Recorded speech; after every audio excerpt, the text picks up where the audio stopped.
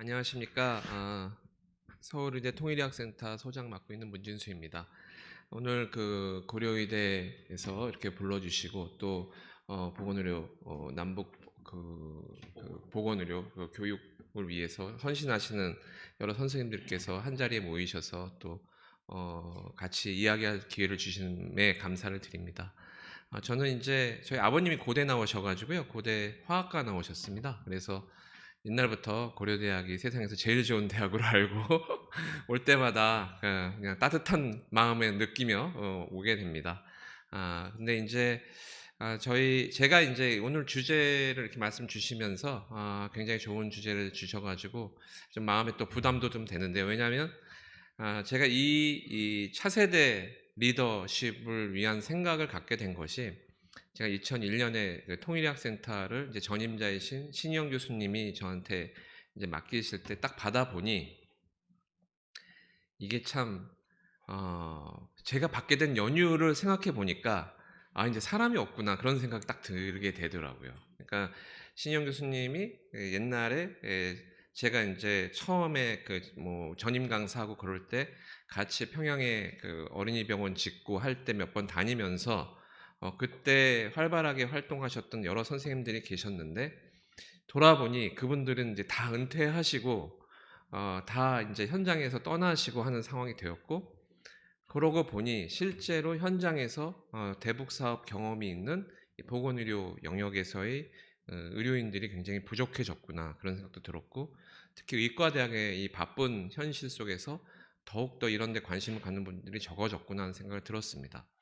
그리고 그 와중에 남북 경색은 굉장히 심해지고 더 상황은 악화되었고, 잠깐 북미 관계가 좋아지는 듯 했으나 하노이 노딜 되면서 대북 관계는 더 악화 일로를 치닫고 그런 상황이었습니다. 그래서 이제 그 굉장히 어려운 상황에서 그럼 무엇을 먼저 할 것인가, 직접적인 대북 교류 협력이 어려운 상황에서 무엇을 할 것인가 생각을 해봤을 때, 지금 현장에 남아 계시고 또 현장에서 퇴임하신 지 얼마 안 되신 대북 보건의료 현장에서의 여러 경험과 노하우를 갖고 계신 선배님들, 그리고 교수님들의 그런 의식, 그런 생각들, 그 경험들, 지혜들을 젊은 대북 보건의료에 관심이 있는 그러한 교수들이나 의료인들에게 나눠주고 교육하는 프로그램이 굉장히 중요하겠다 생각을 했고, 그래서 그때 통일부의 작은 그 펀드를 받아서 차세대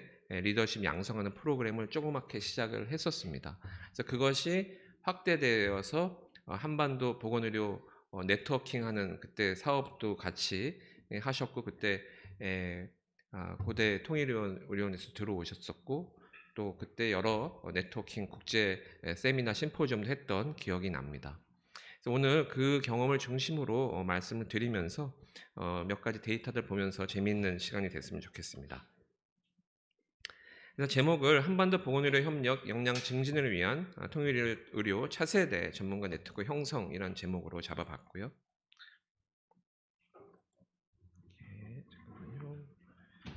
잠깐만요. 마우스로. 네, 알겠습니다. 저희 센터를 간단하게 소개시켜 드리고, 그 다음에 인적자원 개발에 대한 이야기, 그 다음에 저희가 진행을 해봤던 차세대 전문가 양성 프로그램, 그리고 한반도 보건의료 협력 증진 뭐에 대해서 개념적인 말씀드리도록 하겠습니다. 통일의학센터는 원래 그 이전에 통일보건의료 사업 초창기부터 있던 건 아니고요. 잘 아시다시피 통일보건의료 사업이 활발하게 이루어졌을 때는 다들 정신없이 사업을 하느라, 실무를 하느라 정신이 없었던 것 같습니다. 그래서 여러 번 평양에도 다녀들 오시고 여러 사업들이 진행이 됐었고, 근데 그 2009년인가요? 그때 그 강원도에서 그 금강산 호텔에서 총격 사고가 난 이후로 대북 직접적인 민간 교류가 끊기고 그런 상황이 길어지다 보니, 그때부터 실질적으로 우리 그 대학에 계시던 교수님들이 문제의식을 느끼시고, 이건 센터화하고 체계화하고 지식과 전략들을 정비해야겠다는 생각을 하시게 됐고, 그래서 그때 통일의학센터가 형성이 되었습니다. 기본적으로 그 대북 보건의료 관련된 지원이나 그런 그 활발하게 활동하시던 분들이 계시던 시절에 만들어졌기 때문에 아주 포괄적이고 폭넓은 주제들을 목표로 삼아서 만들어졌습니다. 저희가 오늘 고대 의대에서도 마찬가지지만 결국은 인제 교육이 제1의 서울 의대도 마찬가지로 교육이 제1의 관심이었습니다. 그래서 통일 보건의료 전문 인력 양성 그리고 역량 강화가 1번 이슈가 되겠고요. 그다음에 정책 연구, 그다음 민관학 그 협력 네트워크 구축 그리고 이를 통해서 여러 가지 과제들을 선도해서 이끌어 나가는 것이 목표로 삼았습니다. 뭐 저희가 활발할 때는 여러 부서들을 설치해서 운영을 했습니다만 지금은 아주 소규모로 교육 사업만 지금 주로 운영을 하고 있는 상황이고요. 그간 활발하게 여러 뭐 정관계 그리고 민간과 네트워킹을 해서 활발한 국내 사업들을 진행해 왔습니다. 뭐 주요 분야 활동은 아무래도 뭐 저희가 초창기 때부터 인제 그 통일의학센터를 통해서 여러 책자 발간, 자료 정리들을 열심히 해 왔다고 자부하고 있고요. 여러 보건의료 이슈들을 발굴을 했고 그리고 통일부 등과 협력해서 여러 정책들을 수립을 하고 기획하는 데 많은 영향을 끼쳐 왔습니다. 그리고 DB 관리를 인제 처음부터 많이 신경을 써 가지고 백서 등을 구축을 했었고요. 또 결핵 등 주요 질환에 대해서 전문가 네트워킹을 적극적으로 수행해 왔습니다. 2013년경부터 인제 책자를 발간을 했고 여러 질병 형태, 백서 그다음에 결핵 관련 여러 가지 기획들, 국제 협력 세미나 등을 구축을 했고 관련된 보고서들을 리포트를 냈습니다. 그리고 인제 국제 협력 세미나 또 통일 인력 통합 방안 등을 발표를 한 적이 있었고요. 최근에 보건의료 백서 2019년이 업데이트된 것이어서 최근에 다시 좀 업데이트를 준비하고 있고 남북 생명 보건단지 구축이라는 남북 새로운 국제 협력 분위기에서의 그 역학 관계를 고려한 새로운 그 협력 비전과 모델을 발표한 바가 있었고 그리고 뭐 고양시 주변에 그런 남북 그 교류 협력 지역에 평화 의료교육 연구센터 등을 제안한 바가 있습니다. 그래서 기본적으로 저희가 갖고 있는 교육의 틀은 일반인 대상 교육, 그다음에 예비 의료인, 의예과생 등을 중심으로 한 예비 의료인 교육, 그다음에 통일의료 전문가 교육을 하고 있고요. 예과생을 위해서 매년 2학기 때 정기적인 전공 선택 과목을 운영하고 있습니다. 한 40명 내외의 학생들이 듣고 있고 보통 이제 한 학기 수강하면서 중간에 그 하나원 등을 가서 현장을 또 경험하고 토론하는 시간을 갖고 있습니다. 코로나 때도 했는데 코로나 때 인제 학생들을 데리고 갔다 와 보니까 그 학생들이 굉장히 좋아했습니다. 왜냐하면 대면으로 만나는 적이 없는데 여기는 대면으로 갔다. 그래 가지고 갔다 올 때 그 안성 근처에서 맛있는 밥도 사자고 했더니 대학교 들어와서 처음으로 제대로 모여서 소풍 갔다 온 느낌이 들었다. 그런 이야기를 한 적이 있습니다. 우픈 얘기죠. 그러니까 코로나 학번의 그 2년 3 년의 잃어버린 시간들이 굉장히 안타까웠던 상황이었는데 그 상황에 저희가 인제 이런 차세대 육성 프로그램 또 의예과 학생을 위한 교육 등은 꾸준히 진행을 했습니다. 일반인 대상 교육은 통보리라고 해 가지고 통일보건의료로 통하는 열린 강좌를 우리가 하면서 이건 일반인 교육이고요. 전문가 교육은 이제 통보리라고 해서 통일보건의료 리더십 아카데미라고 별도로 구성해서 운영을 했습니다. 특히 인제 통일보건의료 전문가 교육은 좀 더 전문적인 내용으로 해 가지고 재작년부터는 ODA 사업들을 우리가 그 노하우와 그 기술 기법들을 벤치마킹하는 것이 필요하다는 문제의식을 가지고 ODA 전문가들을 불러서 필드 스터디나 필드 사업들을 구축하고 기획하는 훈련을 실습을 위중으로 했었고 굉장히 좋은 호평을 받은 바가 있습니다.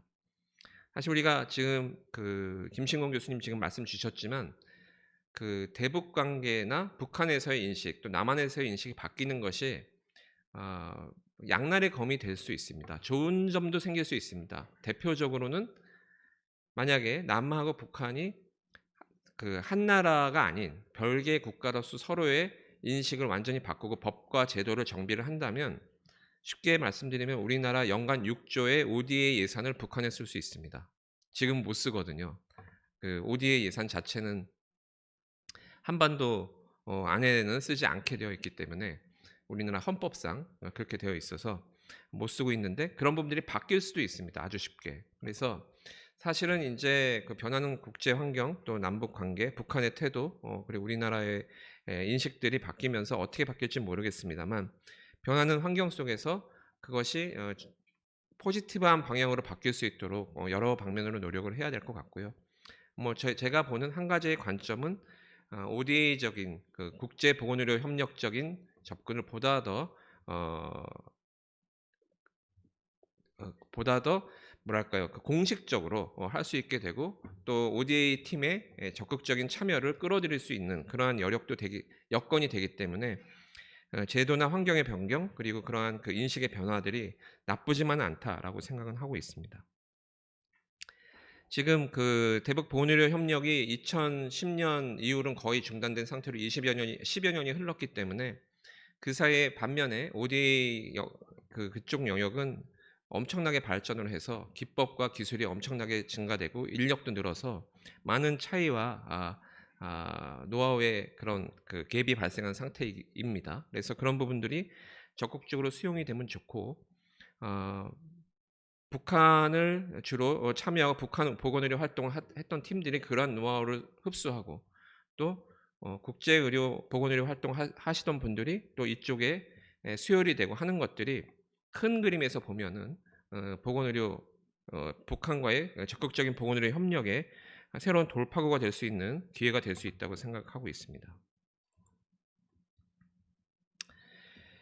뭐 당장에 빨리 시작할 수 있는 것 중에 하나는 뭐 연변과 몽골의 그 의료기관들을 통한 북한과 삼각 그 교류도 가능할 수 있을 것 같은데 지금 현재 북한과 몽골도 사이가 별로 안 좋기 때문에 이것도 사실은 지나간 얘기가 되고 있습니다. 그래서 여러 그 다국가 다기관 협력 구축을 모델을 해서 새로운 그 틀들을 만들 필요가 있겠고 과거의 경험들을 저희가 반추하고 리뷰해서 새로운 시스템을 구축하고 교육 협력 프로그램을 만들 필요가 있겠습니다. 뭐 통일 보건의료 인적 자원의 개발의 필요성을 뭐 기본적인 개념을 한번 다시 정리해 보겠습니다.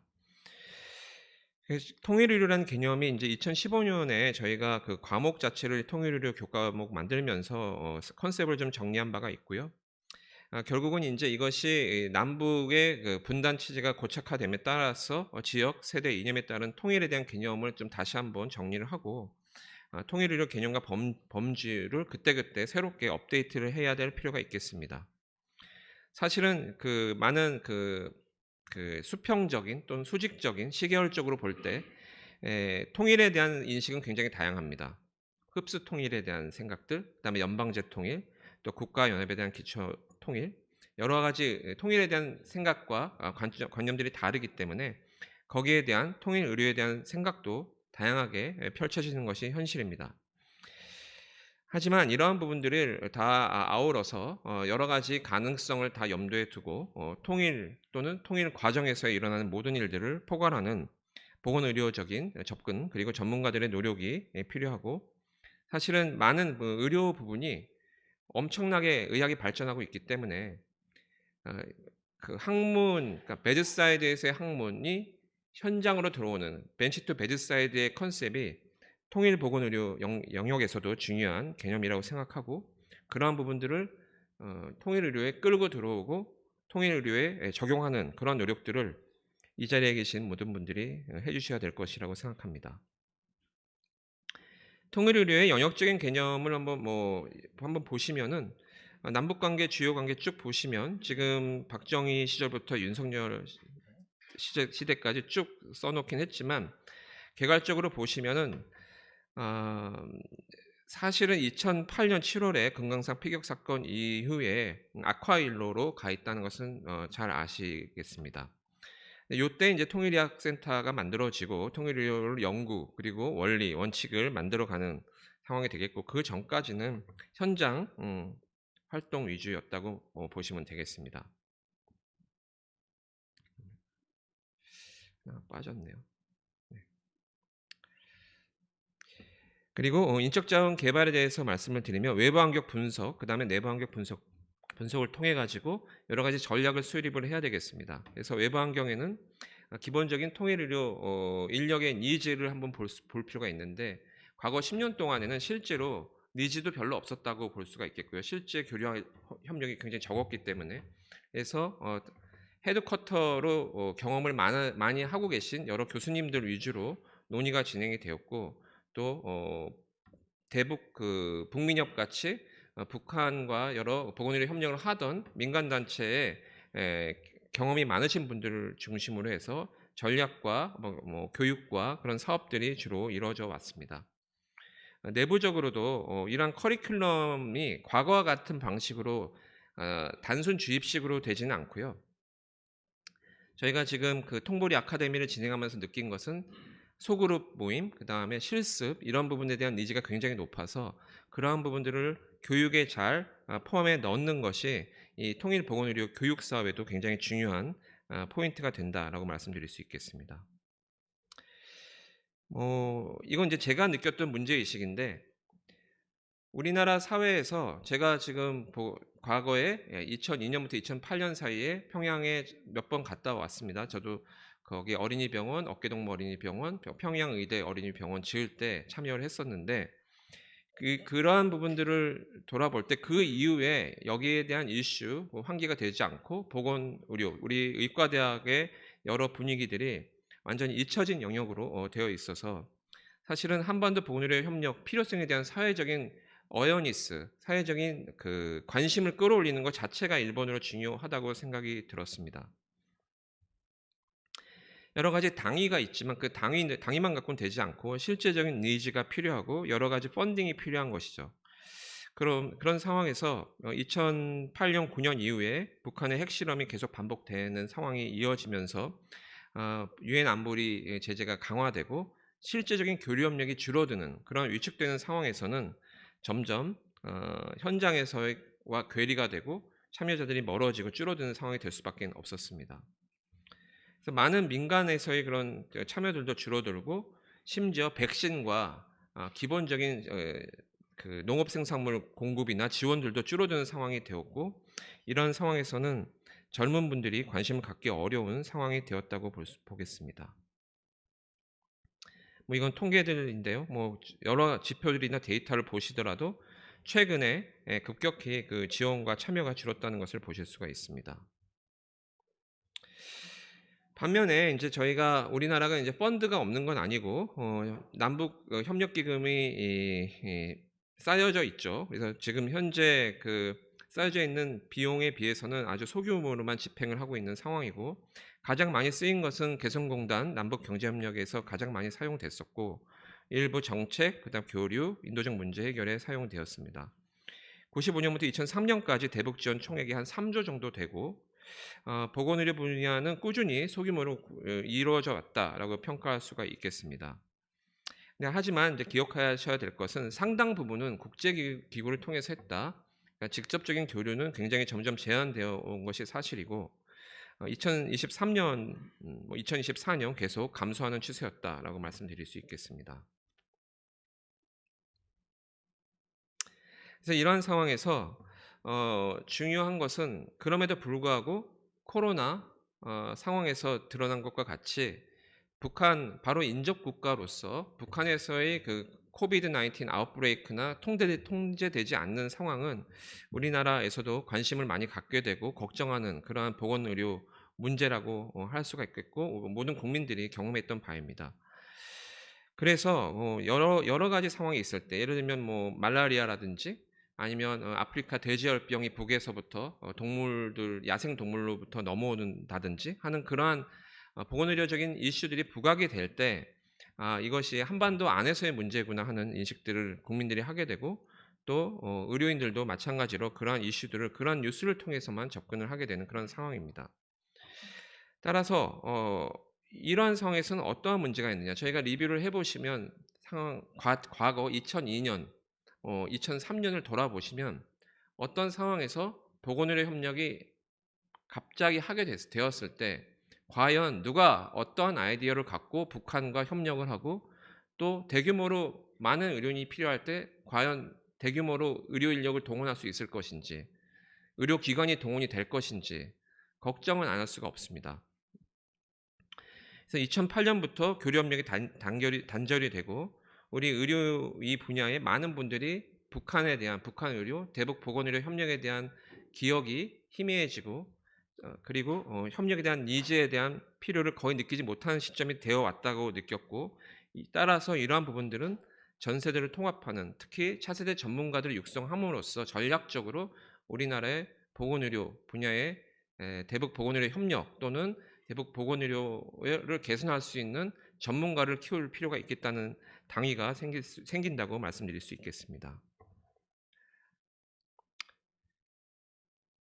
그래서 지금 저희가 그때 이제 여러 가지 그 세미나들을 만들고 그리고 그때 그 통일부를 설득해서 차세대 훈련하는 거 할 테니 좀 돈을 좀 보태 달라 얘기할 때 제가 그 통일부 사무관님한테 얘기했던 말이 당장에 내년이라도 그때 이제 그 북미 관계도 왔다 갔다 또 좋은 얘기도 왔다 갔다 하고 그럴 때였습니다. 그때 이야기한 것이 이대로 갔을 때 만약에 당장에 내년이라도 갑자기 각 그 북한의 주요 대학의 의과대학에 한국의 의과대학 교수들 10명씩 보낼 수 있겠냐. 북한이 갑자기 만약에 뭐 그렇게 되면 문제가 더 커지겠지만 어쨌든 북한이 위기 상황이 됐을 때 급변 상황이 오거나 위기 상황이 됐을 때 우리 보건의료 인력을 거기 보낼 수 있는 여력이 되느냐. 그러한 준비가 되어 있는 보건의료 군사들이 있느냐. 그런 것들을 얘기를 했을 때 굉장히 시급한 문제라고 제가 설득을 했고 그때 통일부에서도 그 부분에 공감을 해 주셔서 그럼 조금씩 한번 해보자라고 말씀을 주셨던 기억이 납니다. 그래서 여러 가지 키워드 분석을 해보면서 저희가 세미나나 교육이 우리나라에서 얼마나 부족해 왔는지 그런 부분들을 정리를 해봤었고요. 그 결과로서 저희가 휴냅이라고 이름을 지어서 통일의료 차세대 전문가 양성 프로그램을 진행한 바가 있습니다. 그래서 저희가 이제 프로그램 설계는 아디 모형이라고 해가지고 현황 분석, 그다음에 설계, 개발, 실행, 평가 그리고 분석을 통해서 다시 되먹임해서 시스템을 발전시키는 그런 모델로서 프로그램을 만들었고요. 저희가 타겟팅은 기존 전문가 그룹과 차세대 전문가 그룹 그리고 사회 리더 그룹 일반 대중이 통일 보건의료에 대한 지식과 그리고 경험을 가지고 있다고 했을 때 그 기준으로 요 네 그룹을 나눌 수 있다고 했을 때 저희가 기존 전문가 그룹을 최대한 활용해서 차세대 전문가 그룹을 키워보자라는 접근을 했고요. 그 다음에 이제 이 차세대 전문가 그룹이 충분히 육성이 되면 사회 리더 그룹과 일반 대중의 이 남북 보건의료 협력에 대해서 이야기할 수 있는 그 여력과 기반이 된다라고 저희가 판단을 했습니다. 그래서 초점을 차세대 전문가에 초점을 맞췄었고요. 리크루트 이때 그 코로나 요때였기 때문에 주로 온라인으로 진행을 했었고 전국 그 국립대, 사립대, 주로 국립대 중심으로 해가지고 모든 교원들한테 홍보하는 전략으로 해서 이메일 뿌리고 해가지고 참석자를 모았었습니다. 그 참석하신 분들의 인식과 쟁점을 설문조사를 했었고요. 전체적으로 내용을 보시면은 남녀 성비는 48대 51 정도 됐었고 연령이 40대 50대 그러니까 주로 교수님들이 많았기 때문에 그랬고요. 정치 성향은 중도 그러니까 이제 본인이 쓴 겁니다. 중도 33%, 다소 진보 35, 다소 보수 23 이렇게 진보가 약간 많지만 전체적으로는 중도에 치우쳐 있는 그런 답변을 주셨습니다.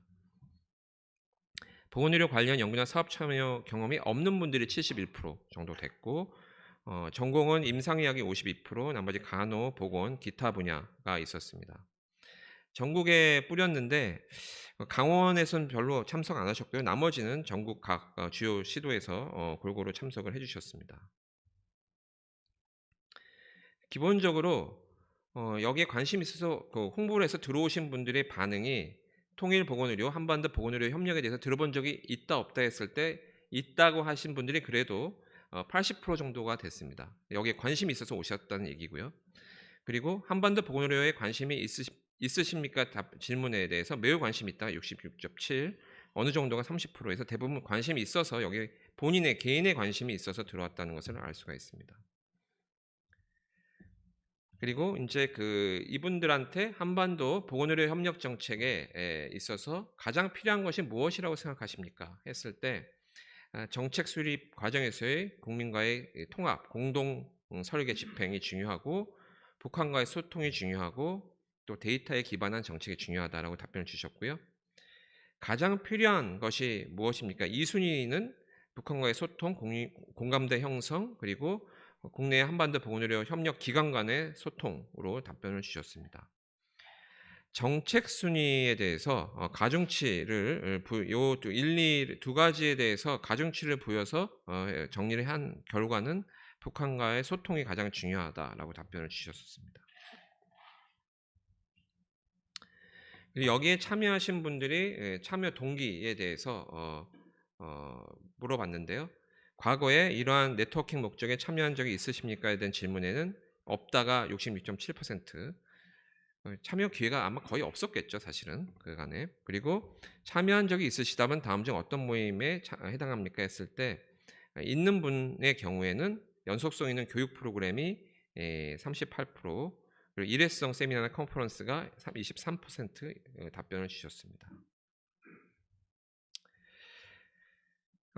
지금 그래서 저희가 조사한 내용으로 인제 월 1회 세미나를 정기적으로 한다면 세미나에 어떤 내용에 관심이 있으십니까 했을 때 가장 많은 것은 국내 통일 의료에 대한 공론화, 그리고 두 번째가 난민 의료, 북한의 보건 의료 제도, 세 번째가 보건 안보에 대한 관심이 있으셨고요. 프로그램에 대해서 기대를 하는 바가 있으면 앞으로의 연구 사업 방향에 대한 아이디어 도출, 그다음에 가장 많았던 것은 남북 교류 협력 재개 시 프로그램 수료자로서 이러한 역량이 좀 키워져서 참여할 기회가 있으면 좋겠다라고 답변을 주셨습니다. 휴nep이 인제 저희 전재현 연구원이 머리를 짜내서 이렇게 만든 건데요. Health Unification Studies and New Professional Development Program을 이렇게 약자로 해서 만든 것입니다. 실제는 이렇게 진행을 했습니다. 그래서 60명 정도, 이게 60명으로 한 거는 저희가 소그룹, 그리고 오프라인으로 했을 때 모이기 좋은 숫자, 저희가 관리가 가능한 숫자로 60명으로 제한을 했고요. 기존에 저희 서울대학교 통평원 네트워크, 그 다음에 전국 보건의료대학 내 교원, 그리고 각 병원의 임상교원, 그리고 기타 관심 있는 네트워킹에 연결을 했고, 공공기관 및 NGO에도 홍보를 했습니다. 그래서 전국에 홍보를 해서 주로 이메일 등으로 이제 공문 보내고 해가지고 모았고요. 프로그램은 원래 세미나를 4차례 했었고 교육 후 전후로 인식 조사를 해서 정리를 했습니다. 그래서 이러한 내용을 가지고 줌 기준으로 했고 유튜브에 업로드해서 공부하실 수 있게 했고요. 무료로 프로그램은 진행을 했습니다. 그래서 커리큘럼은 이렇게 짰습니다. 그래서 통일의료의 청사진, 한반도의 새로운 교류협력 방안, 그리고 건강공급 1차 시는 개념은 그렇게 설명을 드렸고요. 2차 시는 건강공동체 또 국내 대북 지원에 대한 내용으로서 짰고, 3차 시에는 기후변화를 이슈로 만들었습니다. 그리고 4차 시는 보건의료 시스템, 보건의료 지표에 대해서 다뤘고, 5차 시는 보건의료 협력, 의학연구 협력에 대해서 R&D 컨셉을 좀 소개를 했고요. 6차 시에는 남북의 그런 공감대 형성 문제, 특히 국내에서의 수기 프로그램, 그러니까 국내에서 대북 협력이나 대북에 대한 북한 보건의료 사업에 큰 기금이나 예산을 쓰는 데 있어서는 공론화를 하고 국내에서의 그런 수기 과정이 필요하기 때문에 그러한 부분들을 좀 다뤘고요. 7차 시에는 통일 의료, 그리고 이 휴넷 프로그램의 의미, 그다음에 한반도 팬데믹 대응에 대한 빅데이터 활용, 이런 부분들을 다뤘고, 8차 시에는 재난 의료, 그리고 모자보건, 영양, 감염병 등 특정 이슈에 대해서 다뤘습니다. 그리고 9차 시에는 여러 가지 보건의료 지원의 흐름, 그다음에 북한에서 제시한 VNR 검토, 그리고 다자 협력에 대한 이야기를 다뤘고, 10차 시는 의학교육, 특히 이제 북한 의료인들의 현황이나 제도에 대한 이슈를 다뤘었습니다. 그래서 이런 프로그램을 하고 이제 나중에 피드백을 받고 했는데요. 프로그램 평가에 대해서는 전체적으로 실제 참여 앞에는 이제 의향 조사를 한 거였고 여기 실제 참여하신 분들인데 실제 참여는 40 대가 가장 많았고 전공 분야도 역시 임상 의사가 가장 많으셨었습니다. 설문 만족도는 전체적으로 참여를 끝까지 하신 분들 위주로 했기 때문에 만족도는 높았습니다. 그래서 교육 목적 달성, 난이도 유지, 뭐 이해가 잘 되었나, 강의 방법 적절했나, 강의 시간 적절했나에 다 긍정적으로 답변을 해주셨었고요. 그리고 강의 내용이나 강의 환경, 학습에 도움이 되었는지 이러한 프로그램이 도움이 된다 하는 그 쪽으로 답변을 주셨습니다. 사실 저희가 이제 호응을 얻었던 큰 것 중에 하나가 전국 의과대학에 저희가 보냈고 보건의료 학교들에 많이 보냈는데 거기서 참석하신 분들이 상당수는 통일의료나 사회의학 학교에서 강의를 맡으신 분들이 많이 참석을 하셨고요. 저희가 참여하신 분들한테 모든 강의 자료를 특별히 강사가 제안하지 않는 경우에는 자료를 다 배포했습니다. 원본 배포. 그래서 거기에 아주 호응이 좋으셨습니다. 그러니까 학교에 돌아가서 바로 강의나 세미나 등에 활용하실 수 있게 저희가 적극 지원을 해드렸다라고 이해하시면 되겠습니다.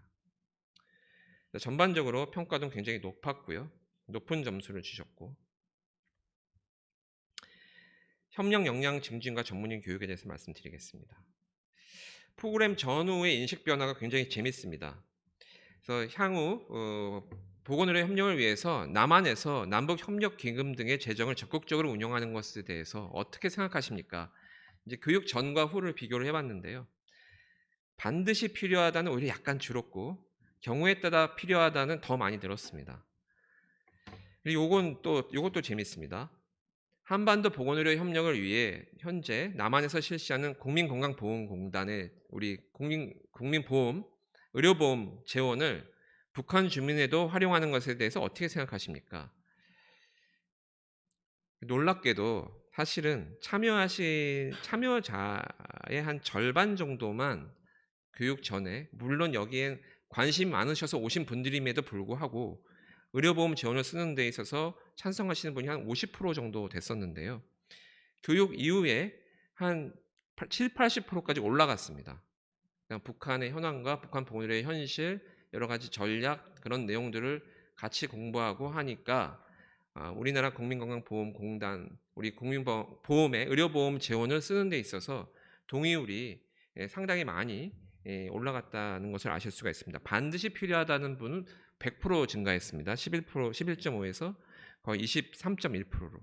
그렇기 때문에 관심 있는 분들을 잘 리크루트하고 또 이분들을 트레이닝하고 훈련시켜서 생각을 가지고서 비전을 가지고서 이 분야를 바라보게 만들어 드리면 우리에게 단기적으로 손실로 다가올 수 있는 의료보험 재원 활용 같은 부분에도 열린 자세로 바뀔 수 있다는 것을 알 수 있었습니다. 그런 과정이 없다면 의료보험 쓰는 거 절대로 불가능할 겁니다. 북한에 오미크론 관련 기사가 연이어 등장하고 있습니다. 북한에서 백신을 지원하는 것에 대해서 어떻게 생각하십니까? 이게 이제 코로나 당시였기 때문에 그렇고요. 반드시 필요하다는 응답조차도 교육을 받으신 분들이 훨씬 늘어났다는 것을 알 수 있고 좀 부정적이었던 분들은 큰 변동이 없다는 것도 알 수가 있습니다. 필요하지 않다는 분들은 없어졌고요.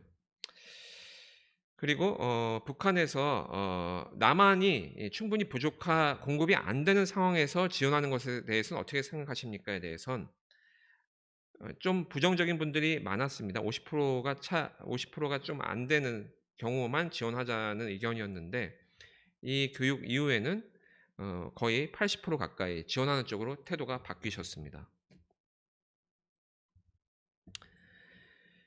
그리고 이제 그 남북 보건의료 협력, 교류 협력 증진에 대한 법률안이 계속 올라갔다 폐기되고 하는 게 반복되고 있다는 것은 이 자리에 계신 분들은 잘 아시겠지만 이 부분에 대해서 긴급 지원 등이 이루어질 수 있는 그런 상황이 만들어졌을 때 우리가 해야 된다는 것에 대해서 어떻게 생각하십니까에 대해선 이 법안이 반드시 필요하다라고 답변 주신 분들이 교육 이후에 많이 늘어났다는 것을 알 수 있습니다. 기본적으로 긍정적인 분들이 더 긍정적이 되었고요. 부정적인 분들은 조금 줄은 그러한 질문이 되겠습니다. 그리고 감염병 등 초국가적 재난 위기에서 남한 의료 인력을 북으로 파견하는 것에 대해서는 어떻게 생각하십니까에 대해선 필요하다는 의견이 전체적으로는 좀 증가는 했는데 반드시 필요하다는 의견은 오히려 좀 감소했습니다. 이건 북한의 보건의료 인력을 활용하는 쪽에 대해서 좀 더 긍정적인 태도들이 같이 들어있기 때문에 요거는 앞에 답변들하고 조금 양상이 달랐다는 것을 알 수가 있습니다. 그래서 이러한 경험들을 저희가 돌아보면은 니즈가 상당하다. 그래서 지금 많은 그 보건의료 전문가들 또 임상의사가 절반 이상 계셨었는데 저희가 찾아다니면서 홍보한 것도 아니고 공문 보내고 이메일 한두 번 보낸 게 끝이었지만 굉장히 관심 있는 분들이 잘 모아졌고 이분들이 뭐 따로 리워드하는 게 많지 않았음에도 불구하고 이 느슨한 네트워킹 또 양질의 자료 교육과 자료 제공 등에 굉장히 잘 반응을 해 주셨고 학습 내용에 대해서도 굉장히 적극적으로 수용하시고 태도 변화까지 보여주셨다는 것을 알 수가 있었습니다. 그래서 지금 저희가 그 이후에 또 상황이 계속 지난 한 2년 동안 윤석열 정부에서 그 여건이 더 안 좋아졌기 때문에 요것을 적극적으로 진행하지 못했습니다만 1단계, 2단계, 3단계 단계적으로 계속 진행할 의지를 갖고 있고요. 이러한 내용으로 계속 전문가 양성을 해야 된다고 생각을 하고 있고 또 다음 단계를 준비 중에 있습니다.